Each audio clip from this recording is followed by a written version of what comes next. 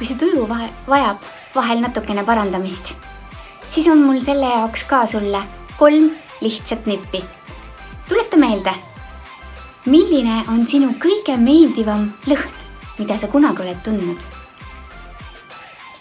Istu korra vaikselt ja katsu seda uuesti tunda. Tänasel päeval võid sa minna seda lõhna otsima. Teiseks, katsu meenutada maitset, mis sulle väga meeldib. Tänases päevas mine seda maitset uuesti otsima ja sul on jälle hea tunne. Ja kolmandaks, katsu meenutada mingisugust sulle eriti meeldivat heli.